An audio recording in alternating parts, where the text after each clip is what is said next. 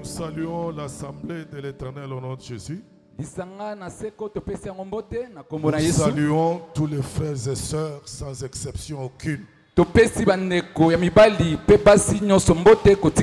nom du Seigneur Jésus. Que le Seigneur notre Dieu vous bénisse. Amen. Nous sommes encore dans la joie d'être ensemble.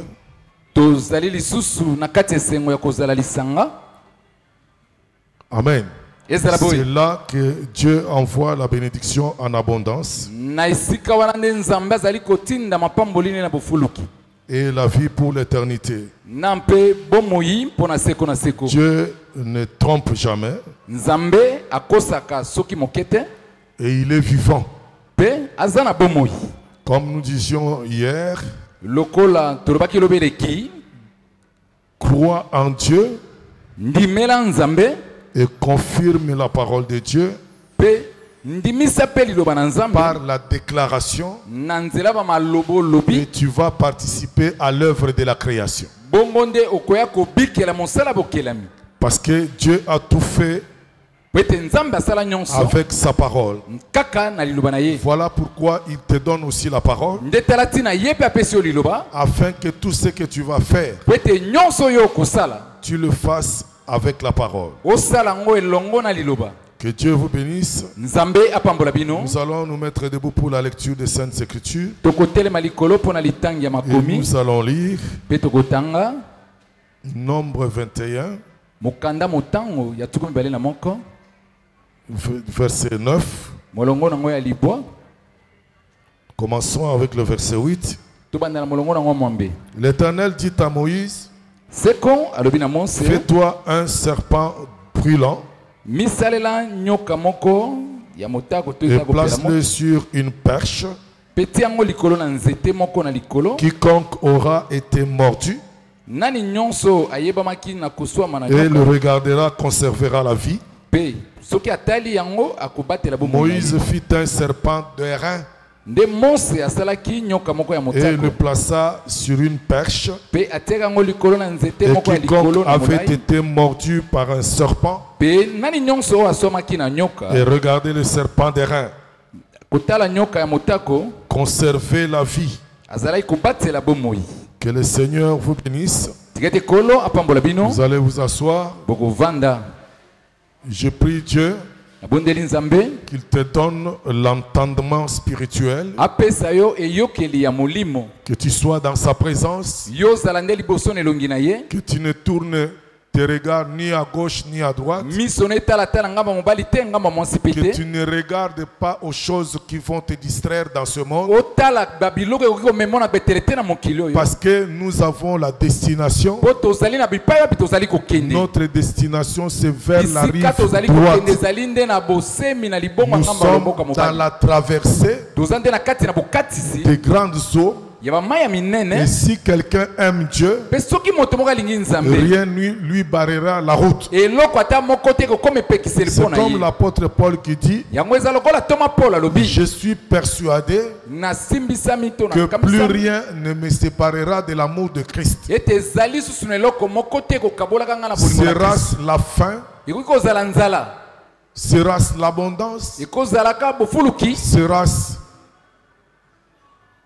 la richesse ou la disette, la profondeur, la hauteur, rien ne me séparera de l'amour de Christ. La mort ne peut pas te séparer de l'amour de Christ. Rien ne te séparera de l'amour de Christ. Si tu as compris ces choses, Dieu te donnera toujours la victoire sur le diable. Rien ne s'opposera à toi. Tu auras la victoire en toutes choses. J'ai pris ce passage de l'Écriture pour m'introduire ce soir. Hier, j'ai parlé beaucoup plus de l'accomplissement de la promesse de Dieu. Quand tu lis la prière où le cantique de Zacharie dans Luc chapitre 1er. Zacharie confirme encore la chose. Parce que la promesse qu'on avait faite à Abraham ne s'est pas accomplie exactement avec les enfants d'Israël. Quand vous lisez Zacharie 1er chapitre, parce que je dis Luc 1er chapitre, où l'on parle de Zacharie, Zacharie, j'ai toujours dit que c'est le dernier sacrificateur selon le sacerdoce lévitique. Amen. Que Dieu a visité pour prendre une autre génération, changer de génération de sacrificateurs. Il y avait les sacrificateurs selon l'ordre d'Aaron, dont Zacharie était parmi ces sacrificateurs. Et Dieu a mis un trait. Il a barré la route pour commencer quelque chose de nouveau. Le sacerdoce lévitique ayant échoué, Dieu intervient maintenant par un autre sacerdoce. C'est selon l'ordre de Melchisedec. Un sacerdoce qui est intransmissible. Or, dans le sacerdoce d'Aaron, cela succédait de père en fils. Comme nous voyons aujourd'hui, nous avons aussi des Aaron. Quand le pasteur meurt, il prend son fils, il le laisse. Il trouve que c'est une grande richesse. L'église est devenue une grande entreprise. À qui est-ce que je vais la laisser? De son vivant, il a travaillé avec d'autres serviteurs de Dieu qui ont souffert avec lui. Mais vous remarquez que cet homme-là, avant sa mort, il considère que les autres n'ont pas souffert avec lui. Comment leur laissera-t-il l'entreprise? Or, regardez, frère bien-aimé, le Seigneur dit ceci: vous qui avez souffert avec moi, je vais partager avec vous le royaume. Que Dieu vous bénisse. Donc il y a des gens qui ont souffert ensemble avec le pasteur. Et quand le pasteur partage, il doit partager avec ces gens-là. C'est ça la Bible. L'Écriture dit: si nous avons souffert avec lui, nous serons glorifiés aussi avec lui. Est-ce que vous comprenez, frère? Regardez cet homme qui était avec Joseph dans la prison. Quand cet homme-là, Dieu l'avait visité par l'intermédiaire de Joseph. Joseph a dit à cet homme: quand tu seras rétabli dans ta position, souviens-toi aussi de moi. Amen. Est-ce que nous marchons ensemble? Donc la gloire se partage. Jésus partagera la gloire avec ceux qui ont souffert ensemble avec lui.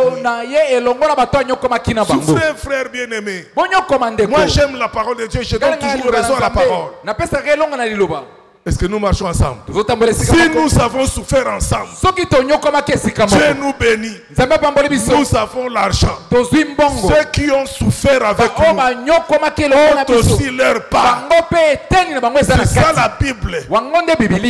Est-ce que vous comprenez? Que Dieu vous bénisse. Que Dieu vous bénisse. Amen. Remarquez, frère bien-aimé, dans le sacerdoce lévitique, quand le père meurt, il prend la succession, il donne à son fils. Que Dieu vous bénisse. Amen. Et c'est ce que nous voyons aujourd'hui dans des grandes églises qui sont devenues comme des géants, des entreprises, et les intérêts sont mis en jeu. On voit maintenant les intérêts. Parce que quand une œuvre grandit, ça suscite des convoitises. Même vous tel que vous êtes là, si aujourd'hui vous bâtissez une grande entreprise, même selon la chair, quand vous allez mourir, même avant votre mort, il y aura des gens de votre famille qui n'ont pas souffert, qui commenceront à avoir des convoitises par rapport à cette entreprise. Même l'église de Dieu n'est pas épargnée. Votre église qui est ici, même les gens qui n'auront pas souffert de la même manière dans cette église, même à l'extérieur, ils ont des convoitises par rapport à cette église. Cette œuvre a grandi. C'est ça. L'esprit humain. Est-ce que vous comprenez? Mais dans la logique de la parole, il faut que ce soit ceux qui ont souffert réellement pour cette église qui soient sur la première ligne pour manger l'argent de cette église. C'est ça la parole de Dieu. Le contraire, ce n'est pas la parole. Est-ce que vous comprenez, frère bien? Si Dieu est venu après ne m'en fais pas. Mais je dis ce qui est logique, ce qui est la parole. Et il doit y avoir du respect dans une église. Regardez l'apôtre Paul. Il avait le respect à l'égard de Pierre et des autres apôtres. Cela ne les diminuait pas. Il y a beaucoup de gens aujourd'hui qui souffrent de complexes. Est-ce que vous voyez ça, frère? Aujourd'hui, arrivé, il veut être traité de la même manière que ceux qui étaient avant lui. Cela n'est pas aussi mauvais. Mais le vrai problème, c'est d'abord de faire l'œuvre de Dieu sans arrière-pensée, d'une manière désintéressée. Dieu lui-même, Dieu peut te récompenser selon l'étendue du travail que tu vas faire. Frère, l'apôtre Paul est venu après, mais il a travaillé plus que ceux qui étaient avant lui. C'est toujours dans la grâce de Dieu. Et lui-même reconnaissait que ce n'était pas lui en réalité, mais c'est la grâce sur lui. Amen. Il ne pouvait pas prendre ça comme un sujet d'orgueil ou de gloire en battant le poing sur la patrie. Tous ces vieux-là qui ont travaillé avant, je les dépasse. Non, il a dit toutefois, c'était la grâce de Dieu sur moi. Donc ce n'était pas lui. Et il n'y avait pas de conflit de génération. Est-ce que vous comprenez, frère bien-aimé? Aujourd'hui, vous avez des conflits de génération dans le ministère. Ceux qui viennent après ne croient jamais à ceux qui étaient venus avant. Et ils ont même la prétention de dire: je vais corriger tout ce que les pères ont prêché. Vous voyez un peu cette folie? Tout ça, ce sont des folies de grandeur, de prétention. Dans l'œuvre de Dieu, nous venons humblement. Frère, la présence de Paul ne gênait pas Pierre. Moins encore Jean et Jacques. Ils ont reconnu que Paul avait reçu la grâce de Dieu. Frère, la position de Pierre n'inquiétait pas Jean. Pourquoi c'est Pierre toujours qui prend la parole? Pourquoi c'est seulement lui? Jean aussi n'était pas inquiété par Jacques Ils étaient tous des frères. Et c'était la vraie fraternité. Ce n'était pas une fraternité fabriquée. Est-ce que nous marchons ensemble? Quand l'œuvre grandit, ça suscite des appétits. Des appétits gloutons. De manger plus que les autres. Quand tu regardes, tu vois que ça devient grand. Il faut se débarrasser des autres pour bien manger. Ça, c'est les mathématiques. Quand le dénominateur diminue, la portion augmente. Si vous avez $1000 à partager entre 4 personnes, vous éliminez 2 personnes. 1000 divisé par 2. C'est égal à 550. Si vous êtes au nombre de 4, vous divisez par 4, ça va faire 250. Donc nous devons éliminer 2. Nous allons bien manger. Cette pensée-là, c'est le diable. Si ça rentre dans un serviteur, c'est un démon qui est entré dans un ministre. C'est une tentation.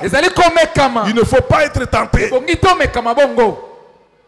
On nous a prêché la tentation ici. Et puis, sache les frères, quand quelqu'un croit qu'il va manger plus, Dieu va lui arracher ce qu'il a. Est-ce que vous comprenez, frère bien? Donc nous devons avoir un amour propre, un amour fraternel véritable, pas un amour pour soi-même. Amen. Ainsi, le sacerdoce lévitique ayant échoué, Dieu intervient avec un autre sacerdoce plus parfait, plus grand. Un sacerdoce qui n'a pas d'erreur. Un sacerdoce où on ne choisit pas les ministres selon la chair. On ne choisit pas les ministères selon l'obédience.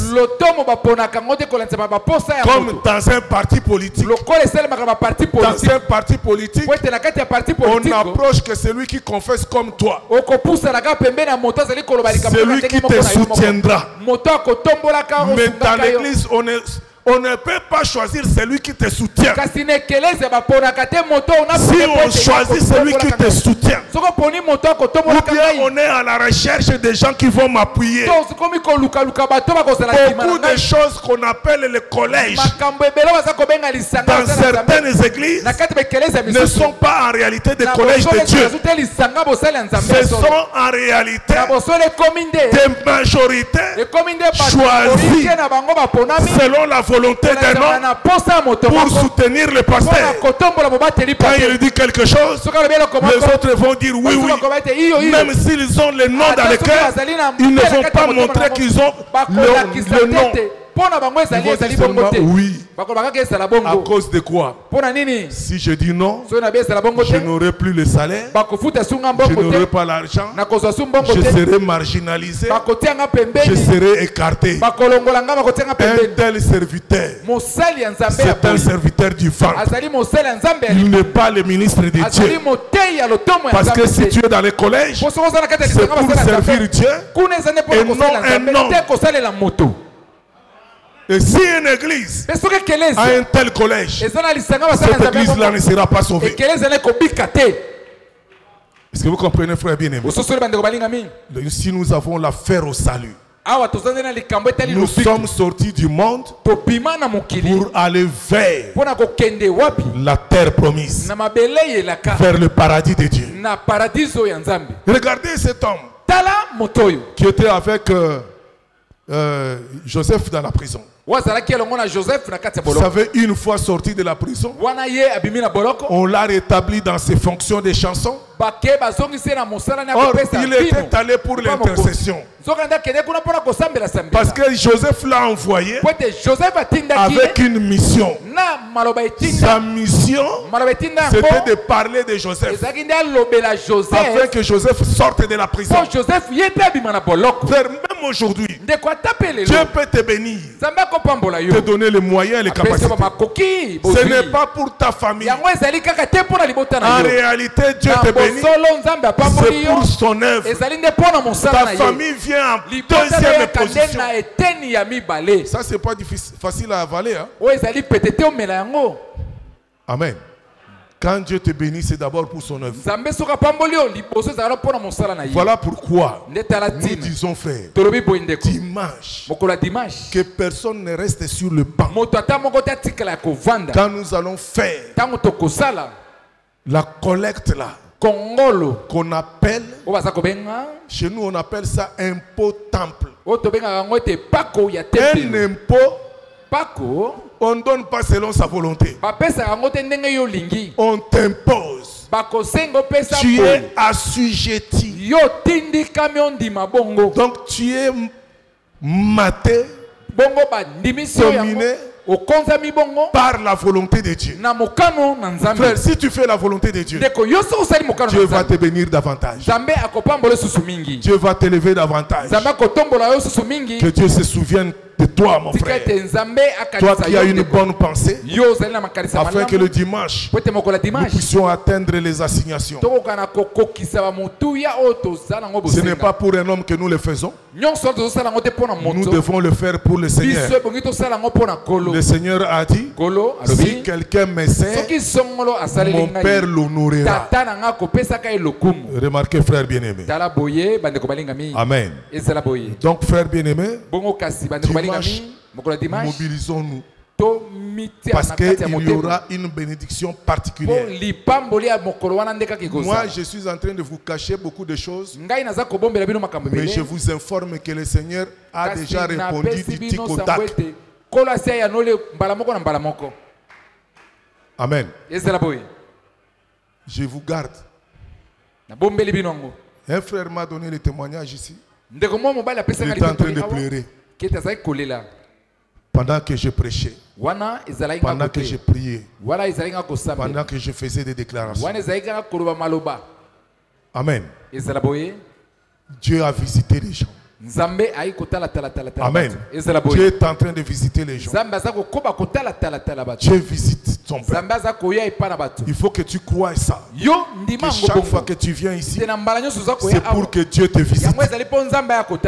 Remarquez, pour que Dieu change de sacerdoce, c'était l'accomplissement de la promesse, la prophétie faite à leur père Abraham. Mais regardez quand Zacharie a ouvert la bouche, qu'est-ce qu'il a déclaré? Il a dit, béni soit le Seigneur, le Dieu d'Israël, de ce qu'il a visité et racheté son peuple. Il a suscité un puissant sauveur dans la maison de David, son serviteur. Pendant qu'il parlait, Jésus n'était pas encore né. C'était la naissance de Jean-Baptiste. Jean-Baptiste qui annonçait la venue de Christ. Mais Zacharie parle au temps présent, comme si la chose a déjà eu lieu. Zacharie dit, béni soit le Seigneur, le Dieu d'Israël, de ceux qu'il a visité, racheté son peuple. Il a suscité un puissant sauveur dans la maison de David, son serviteur, selon le serment qu'il avait fait à David, à Abraham plutôt. Il a fait le serment à Abraham, notre Père, après que nous serions délivrés de la main de nos ennemis et de tous ceux qui nous haïssent, que nous puissions le servir dans la justice et dans la sainteté, sans crainte, tous les jours de notre vie. Je vais vous lire la prophétie. Je lis d'abord dans Genèse chapitre 15, afin que tu saisisses. Ce n'est pas moi qui parle, c'est le Seigneur qui parle. Genèse chapitre 15.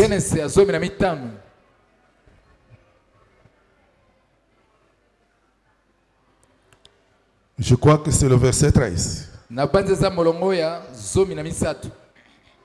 chapitre 15.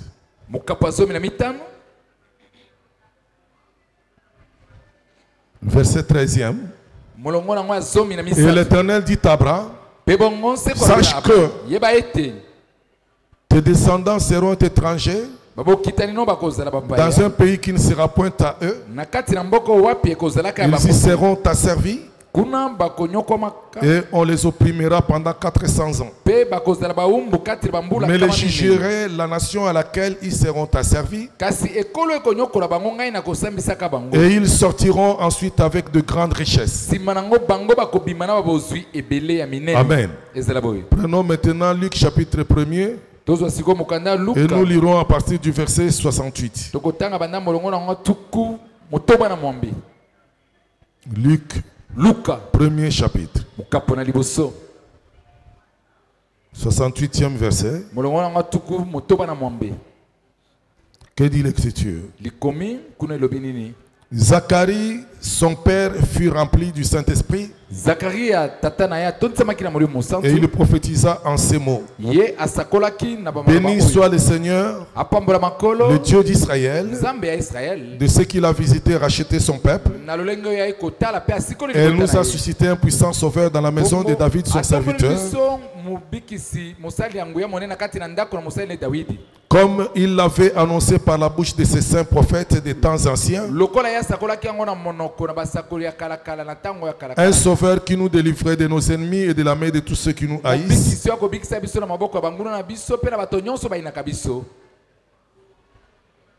C'est ainsi qu'il manifeste sa miséricorde envers nos pères et se souvient de sa sainte alliance.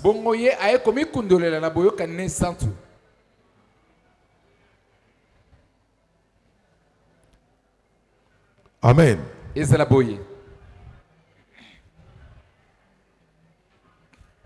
Que Dieu vous bénisse. Voilà le passage. Dans la Genèse, c'est la prophétie. Dans le livre de Luc, c'est plutôt l'accomplissement de cette prophétie. Or, nous savons que Moïse les avait délivrés,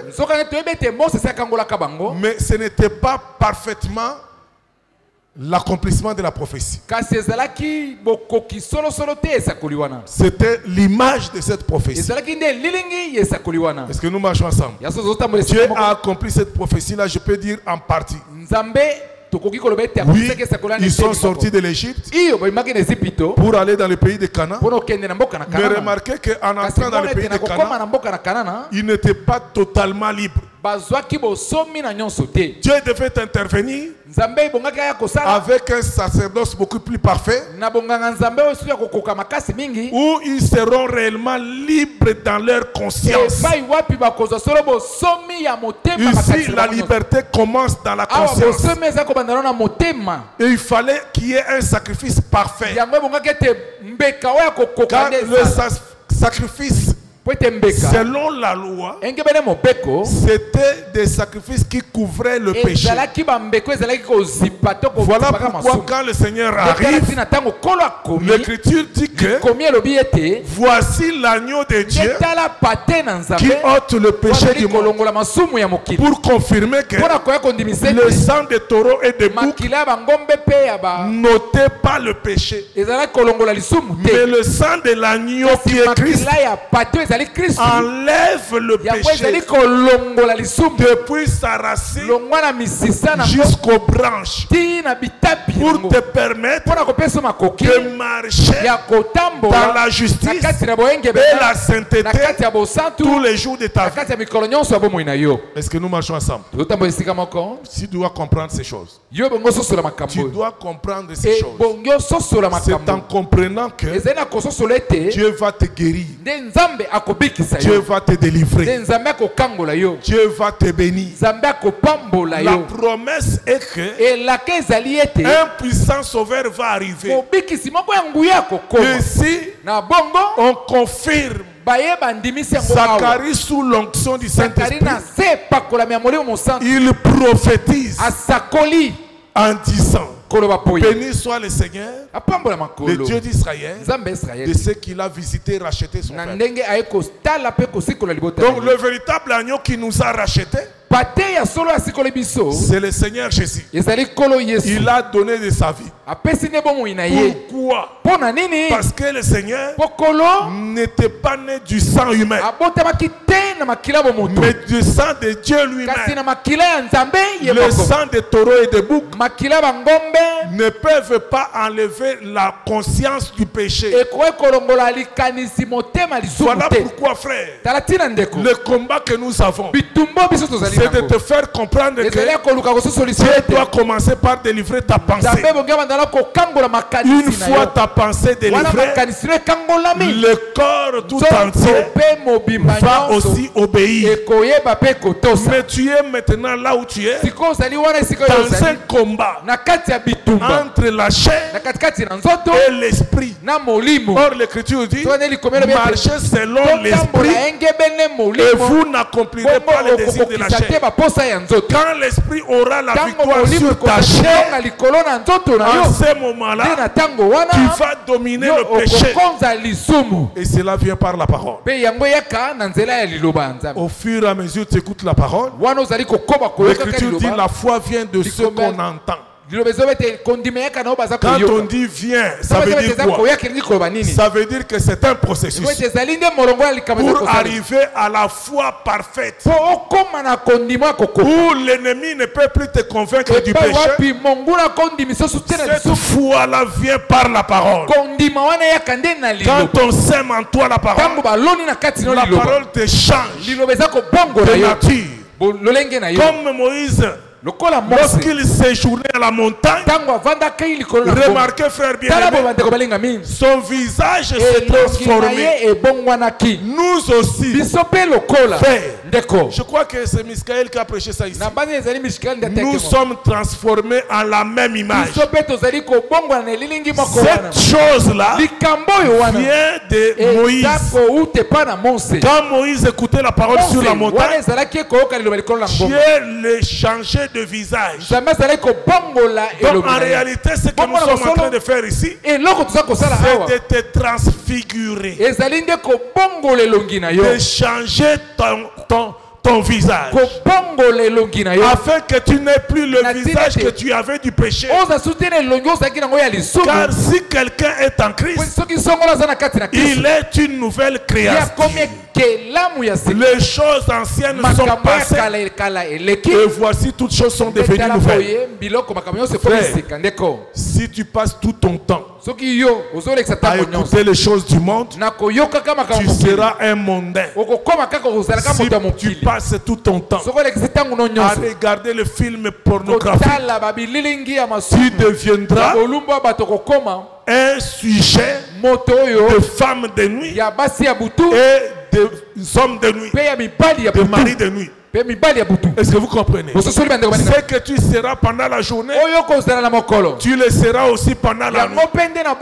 Si tu passes le jour dans la présence de Dieu, ce que tu es pendant le jour, c'est ce que tu vivras aussi la nuit.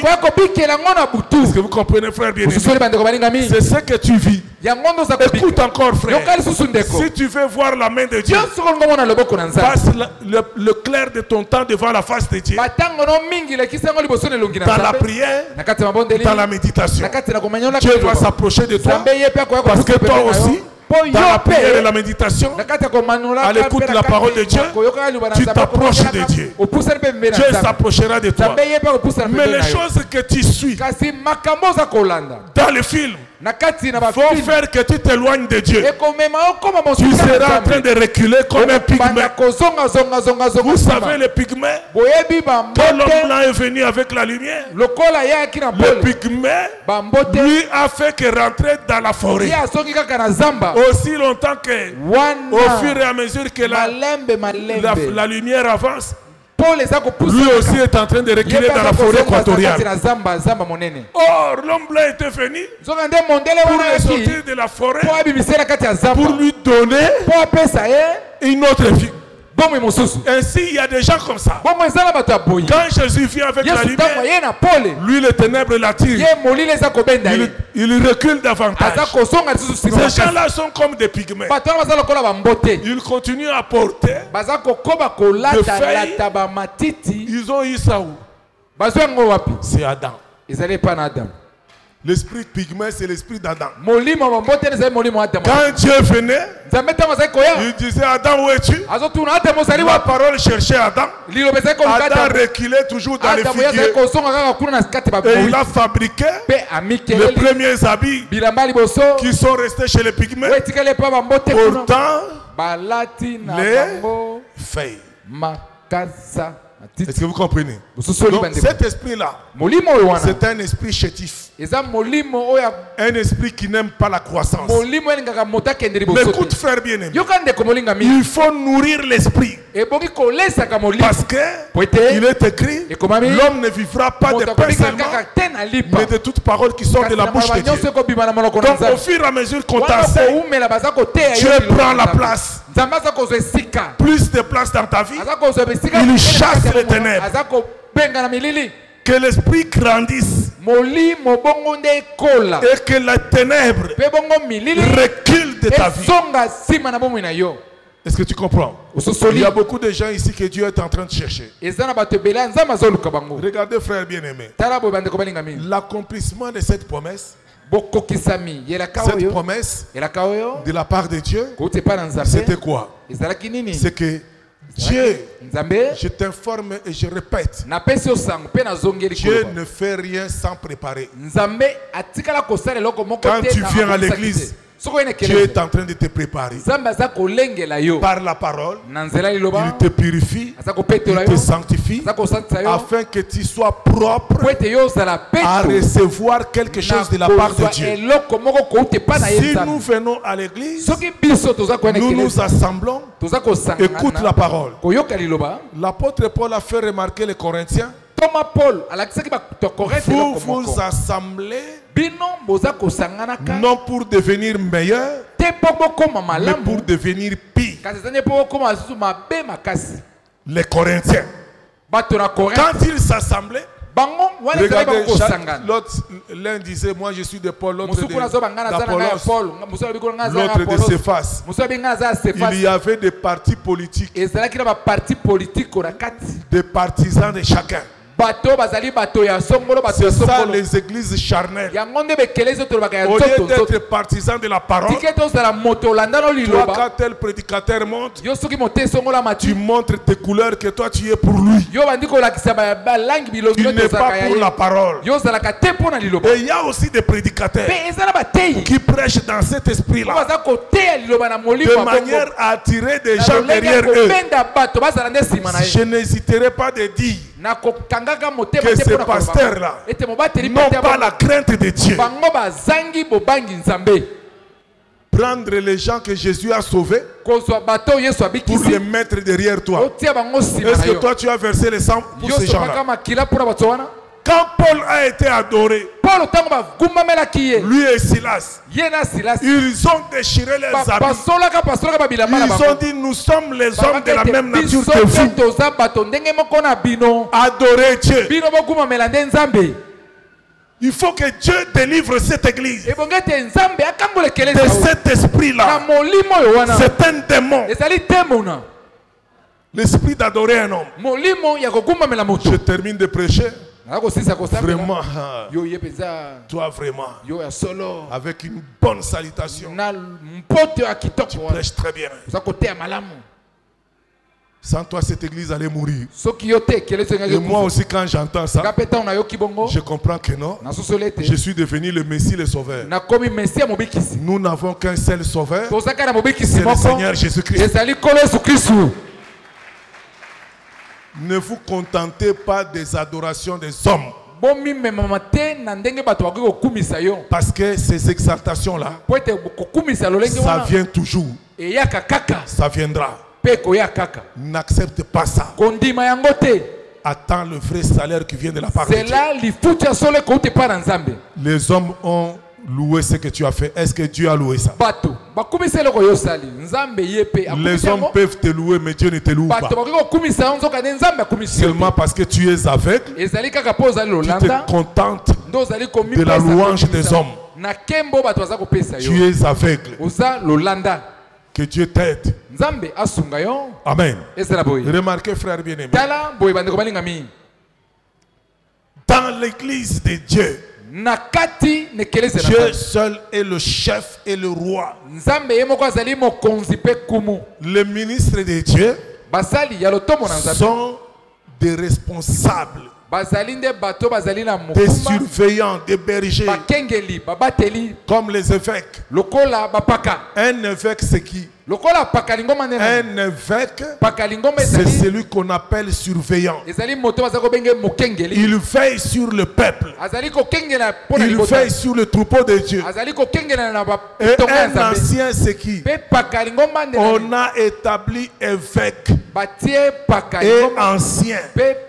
Ancien, c'est un homme qui a déjà de l'âge. Parce qu'on ne peut pas établir un ancien, un jeune homme. Non. On établit un ancien, quelqu'un qui a déjà de l'âge. C'est pourquoi on l'appelle ancien. À l'image de l'ancien du jour. Or, quand vous lisez l'ancien du jour, il a les cheveux blancs. Les cheveux blancs représentent la sagesse. C'est un homme sage. Ce n'est pas un homme déséquilibré. Non. Ce n'est pas un homme. Quand il vient devant le peuple, il a mal dormi avec des humeurs. Il vient tonner dans l'église. Comme si l'église était sa maison propre. Non. C'est un homme qui respecte l'église. Frère, le respect est réciproque. L'homme de Dieu respecte l'église. L'église aussi honore l'homme de Dieu. C'est une caractéristique de la vraie église. Une église où on voit les fidèles parler de leur pasteur comme s'ils parlaient d'un vil personnage. Cette église-là ne peut pas être bénie. L'église doit honorer ses serviteurs. On ne peut pas insulter son serviteur. On ne peut pas déshonorer son père. Quel que soit le problème. Déshonorer son père, c'est un péché. Parler mal de son père, c'est un péché. Le père, c'est le chef de famille. Regardez, l'apôtre Paul avait mal parlé d'un souverain sacrificateur. Déjà déconsidéré par Dieu d'ailleurs. Dieu avait déjà commencé un autre sacerdoce avec le Christ. Mais regardez Paul, il a insulté le sacrificateur. Il a dit miraille blanchie. On a informé à Paul que l'homme pour qui tu as mal parlé là, c'est un souverain sacrificateur. Paul lui-même s'est repenti en disant que Dieu me pardonne. Car il est écrit, on ne parlera pas mal du chef de son peuple. Un chef du peuple déjà détrôné, écarté. Mais Dieu dans Paul.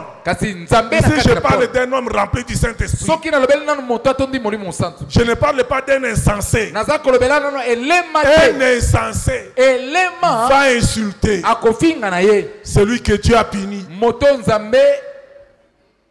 Parce que Dieu a puni cet homme. Dieu l'a déclassé. Toi tu l'insultes. Avec quelle parole? Avec quelle doctrine? Amen. C'est ça la parole de Dieu. Amen. Mais regardez frère bien-aimé, Paul comme il était rempli du Saint-Esprit, il s'est repenti. Il a dit l'écriture, tu ne parleras pas mal du chef de ton peuple. Cette nature-là, doit être dans tout enfant de Dieu. Et apprenez à avoir du respect à l'égard de vos serviteurs ici. Vous ne pouvez pas parler mal d'eux. Cette permission-là ne vient pas de Dieu. Que Dieu vous bénisse. Est-ce que vous comprenez, frère bien-aimé? Amen. Je veux que ton esprit soit juste devant Dieu. Toi, entre toi et Dieu. Est-ce que tu es juste devant Dieu? Tu peux être juste devant les hommes, mais pas devant Dieu. Amen. Mais pas devant Dieu. Il faut être juste d'après la parole de Dieu. Parce que la vraie justice, c'est la parole. Tu ne peux pas avoir ta propre justice à toi et plaire à Dieu. Non. Tu te fabriques une justice. Jamais. Reste juste devant la parole. Remarquez, frère bien-aimé, dans Israël, quand Dieu l'a fait sortir d'Égypte, Dieu a dit, je crois que cette parole, le pasteur Bruno faisait allusion souvent à ça. Quand le peuple est sorti, Dieu n'a pas amené le peuple droit dans le pays de Canaan. Il les a amenés dans un chemin de tournée. Pourquoi? Parce que Dieu ne voulait pas que le peuple puisse fuir devant la guerre. Ils ont fait le détour, mais Dieu a envoyé un roi pour les affronter. Amen. Mais avant cela, je suis dans le livre de Nombres toujours. Un jour, Israël a péché devant Dieu. Ils ont dit quoi? Nous en avons marre de cette nourriture. Toujours la même chose. La même chose, la même chose. Nous mangeons la manne. Nous sommes dégoûtés de cette nourriture. De la manne. Dieu s'est fâché contre eux. Il a commencé à les frapper. Parce qu'ils se sont emportés contre Moïse. L'homme de Dieu, ils ont dit, toi Moïse, tu nous as amenés ici pour nous faire manger cette nourriture dégoûtante. Alors Dieu s'était fâché. Il a commencé par les frapper par des serpents brûlants. Et quand on les mordait, ils mouraient. Dieu maintenant donne la clé de la solution. Il dit à Moïse, parce que Moïse s'était jeté en pâture devant Dieu. Il a pleuré pour le peuple, pour détourner la colère de Dieu du peuple. Moïse était Christ. Moïse représentait Christ qui priait pour le peuple. Il était le médiateur entre Dieu et le peuple. Est-ce que vous croyez ça, frère? Moïse était le médiateur entre Dieu et le peuple. Moïse était le Messie. Il était la réponse à la prière, au cri du peuple. Quand Dieu a entendu le cri de son peuple, il a envoyé Moïse en disant, j'ai entendu le cri des enfants d'Israël que leur font pousser les Égyptiens. Je t'envoie pour les sauver. Donc Moïse était le Messie.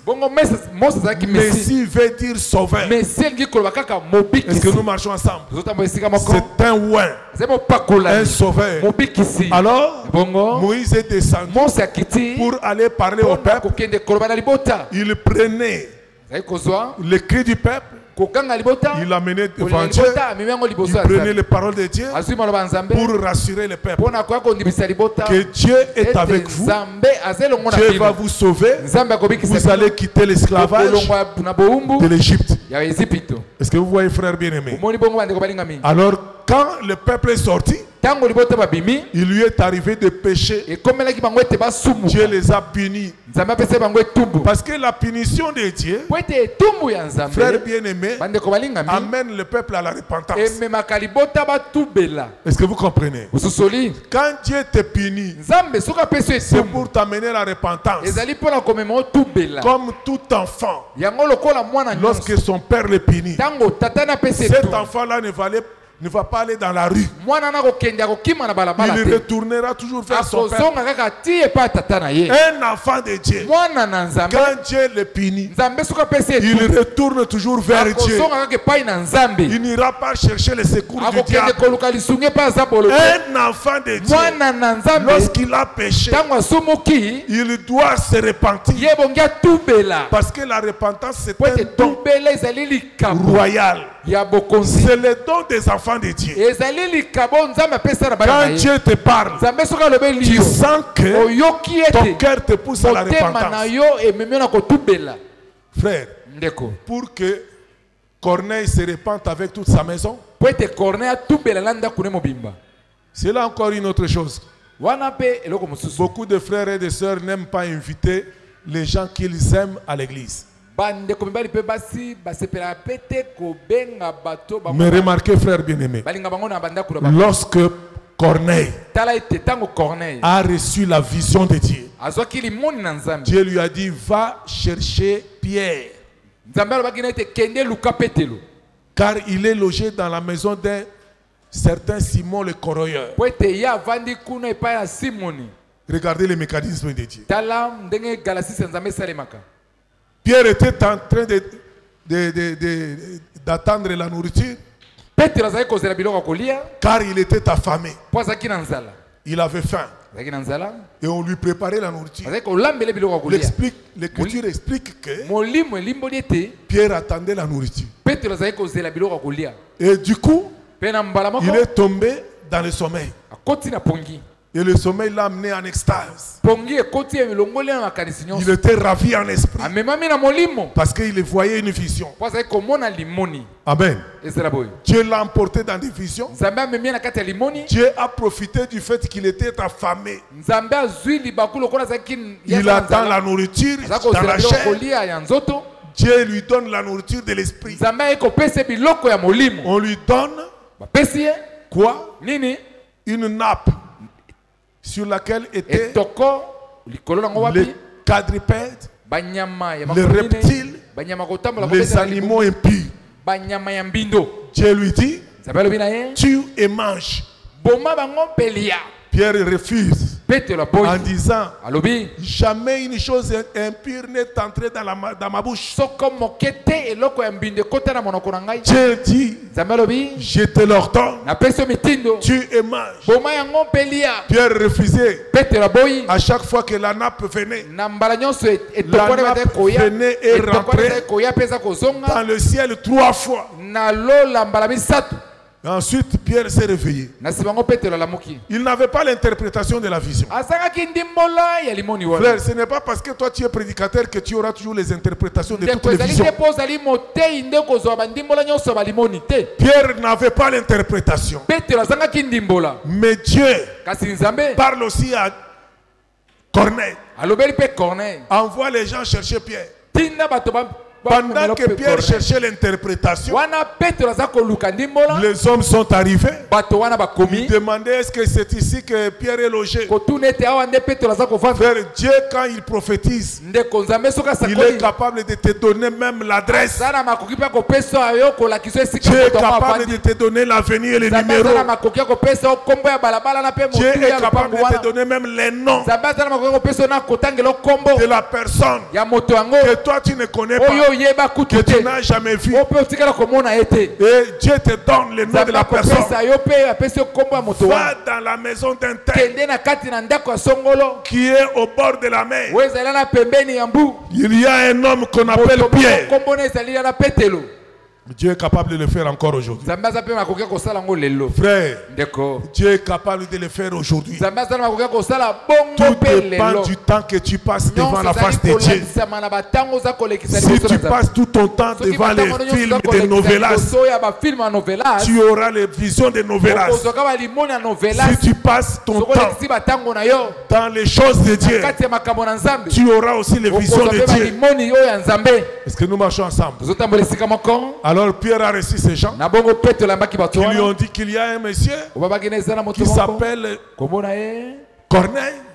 Il a vu dans la vision. Dieu lui dit allez appeler Pierre. Voilà pourquoi nous sommes venus. Parce que nous avons besoin d'entendre les paroles de Dieu.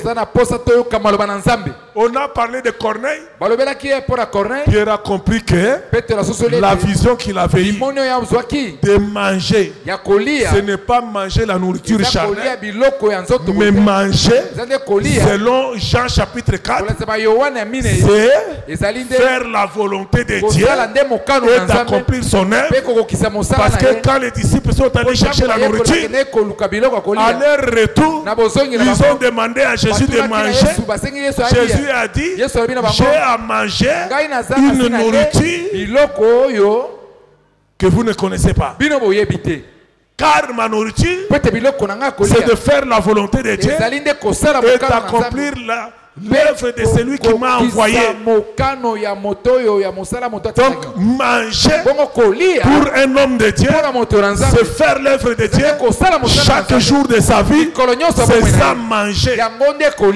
C'est pourquoi Paul dit, malheur à moi si je n'annonce pas la bonne nouvelle. Annoncer la bonne nouvelle, c'est manger. On a pris Pierre, il est parti, arrivé là-bas.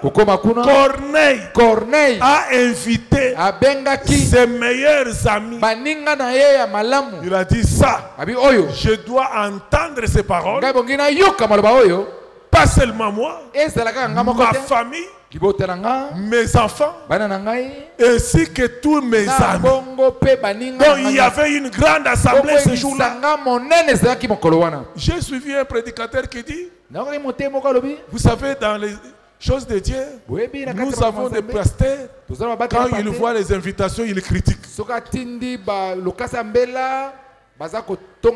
Mais nous voyons ici, Corneille a invité ses amis les meilleurs, les gens qu'il aime. Fais dans ces choses, tu dois inviter les gens que tu aimes réellement pour le voir sauver. Donc il a lancé les invitations comme s'il y avait une fête chez lui. Quand Pierre est arrivé, il a annoncé la bonne nouvelle. Quand il a annoncé la bonne nouvelle, ces gens-là ont vécu Actes des Apôtres chapitre 2. Le Saint-Esprit est descendu sur eux. Pierre a dit, peut-on refuser l'eau du baptême à ceux qui ont reçu le Saint-Esprit de la même manière que nous? Il les a baptisés. Mais quand il est rentré, cela a fait la polémique dans l'église. Les gens ont dit, tu es entré chez les païens, tu as mangé avec eux. Les gens qui parlaient ainsi, c'était des juifs. Parce que les juifs ne peuvent pas manger avec les païens. Et me remarquez, Pierre a raconté ce qui est arrivé. La conclusion des frères, c'était quoi? Dieu a accordé aussi aux païens la repentance. Suivez très bien. Dieu leur a accordé la repentance. Dieu a donné la repentance. Donc la repentance est un don. Quand vous voyez un frère qui n'a pas de repentance, même si vous lui parlez comment, Dieu ne lui a pas fait cette grâce. Pour se repentir, il faut que Dieu te donne la grâce de te repentir. Tu parles de mal des frères et des sœurs. Repends-toi. Toi, tu n'as pas le... le droit de parler mal même de ton église aux païens. Il y a des frères et des sœurs qui parlent mal de leur église chez les païens. C'est que les catholiques ne peuvent même pas faire. Les catholiques, ils vous considèrent comme les laïcs. Même les gens de leur propre église. L'église catholique. Ils ont là les frères. Ils ont les sœurs. Ils ont des pères. Ils ont des mères. Dans les couvents. Mère supérieure. Sœur supérieure. Frère supérieur. Les messieurs l'abbé, les monseigneurs, les cardinals, les restes là, on les appelle les laïcs. Donc, dans leur secret, même si tu viens à l'église, tu n'écouteras pas ce que les frères et les sœurs, les pères et les mères supérieurs de l'église parlent dans le couvent. Dès que toi tu entres, on dit voilà. Le laïc est entré. Que le laïc n'entre pas. Tu restes dehors. Il n'y a que les sœurs et les frères là-bas. Est-ce que vous comprenez, frère? Mais toi, tu parles mal de ta sœur. Cela, ça te fait aussi du bien. L'autre aussi est aujourd'hui, elle aura honte devant les gens. Aujourd'hui, toi tu es un païen. Toi tu es une païenne. La frère, tu es la sœur. Après la prière, tu vas divulguer tout ce qu'il va faire devant les gens. Ce qui va t'arriver, cette maison c'est la maison de Dieu. Dieu va te frapper. Que Dieu nous bénisse. Regardez, frère bien-aimé, la solution c'était le serpent de Moïse. Quand le peuple était mordu, il tournait le regard vers le serpent. Or, ce serpent-là était obtenu par quoi? Par la fonte. Est-ce que vous comprenez? On a fondu les reins par le feu. Les reins deviennent polis pour racheter le peuple. C'était pour leur rachat. Est-ce que vous comprenez? Les reins étaient passés par le feu. Oh, c'est pour confirmer la promesse, la prophétie d'Esaïe qui dit que le châtiment qui nous donne la paix est tombé sur Christ. Amen. C'est-à-dire sur la croix, il était sous le feu du jugement de Dieu. Il a été frappé pour nos iniquités. Il s'est chargé de nos péchés. Et le châtiment qui nous donne la paix est tombé sur lui. Dieu l'a frappé. Pourquoi? Pour nos maladies, pour nos infirmités, pour nos problèmes, afin que nous ayons la paix. Mettons-nous debout pour parler à Dieu pendant 2 minutes. Frère, tous les problèmes que tu as ont été portés sur la croix. Comprends cela. Maintenant tu vas dire à Dieu, tu as pris tous mes problèmes, tous mes péchés, afin que je sois sauvé. Viens maintenant à mon secours. Libère-moi de toutes ces choses. Je veux vivre. Regardez, quand on a élevé le serpent des reins, tout celui qui s'est tourné vers le serpent des reins, il était sauvé. Tourne les regards maintenant vers le véritable serpent des reins, qui est le Seigneur Jésus, et tu seras sauvé. Prions le Seigneur.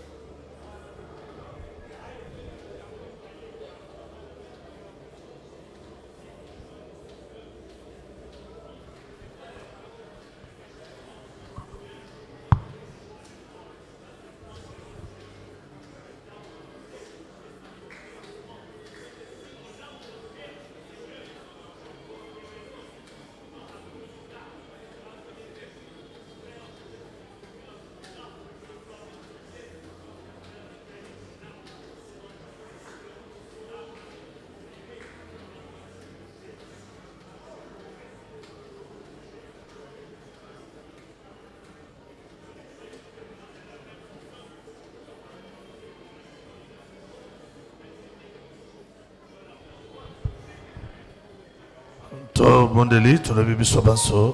Amen. To beteli kolo maboko. To beteli kolo maboko makasi.